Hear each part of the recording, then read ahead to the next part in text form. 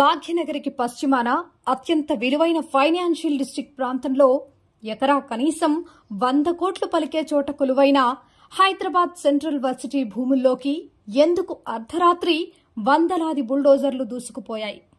ఎందుకు పచ్చని అడవి మీదకు యంత్రాలు దండయాత్ర చేశాయి? ఎందుకు వేలాది పోలీసు బలగాలు దివారాత్రాలు మోహరించాయి? ఎందుకు ఆడపిల్లలని కూడా చూడకుండా విద్యార్థులను ఈడ్చిపారేశాయి?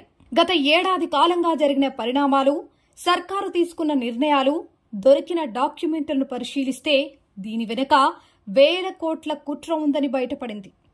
అదేంటి, ఎలా చేశారు అనే విషయాలతో కూడిన స్టోరీ మీకోసం.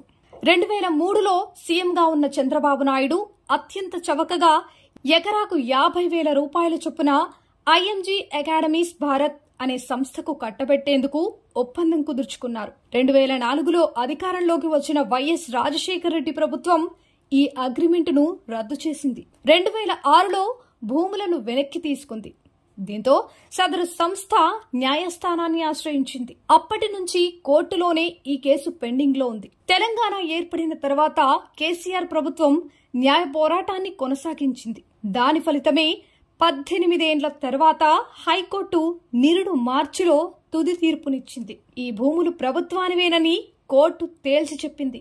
న్యాయపరమైన చిక్కులు విడిపోవడంతో రాష్ట్ర ప్రభుత్వం భూములను తన ఆధీనంలోకి తీసుకున్నది. ఈ నేపథ్యంలో రేవంత్ ప్రభుత్వం 400 ఎకరాలను అమ్మేందుకు చర్యలు చేపట్టింది. కంచె గచ్చిబౌలిలోని సర్వే నెంబర్ 25లోని రెవెన్యూ శాఖకు చెందిన 400 ఎకరాల భూమిని అభివృద్ధి చేసి ఐటీ రంగానికి వినియోగించడంతో పాటు మిశ్రమ వినియోగం కోసం టీజీఐఐసికి బదలాయిస్తున్నట్టుగా ఉత్తర్వులిచ్చింది. ఈ ఉత్తర్వుల్లో ఎకరా భూమికి ధర 75 కోట్ల రూపాయలుగా నిర్ణయించారు. ఇదిలా ఉండగా ఏమైందో ఏమో 5 నెలల తర్వాత పరీష్ రావు పంచరావు అసోసియేట్స్ అనే ప్రైవేటు సంస్థతో విలువ నిర్ధారణ నివేదికను తెప్పించుకుంది. ఈ నివేదికలో ఎకరా భూమిని 52 కోట్ల రూపాయలకు అమ్ముకోవచ్చని ఆ సంస్థ నిర్ధారించింది. ప్రభుత్వం అధికారిక ఉత్తర్వుల్లోనే ఎకరా భూమి ధర 75 కోట్ల రూపాయలుగా నిర్ధారించిన తర్వాత 5 నెలల తర్వాత వాల్యుయేషన్ సంస్థ ఎకరాకు 52 కోట్ల ధర నిర్ణయించడం వెనుక భారీ స్కామే దాగుందని ఆరోపణలు వినిపిస్తున్నాయి. ఇలా 30,000 కోట్ల విలువైన 400 ఎకరాల భూమిని 20,800 కోట్లే ఉందని సదరు సంస్థ తన నివేదికలో స్పష్టం చేసింది.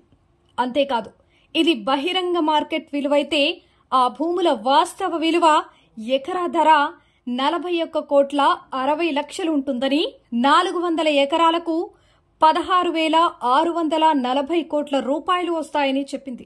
ఇక మరో విచిత్రమైన విషయం ఏంటంటే, ఫటాఫట్ మని అమ్మాలనుకుంటే ఎకరా ధర 36 కోట్ల 40 లక్షల రూపాయలేనని చెప్పింది.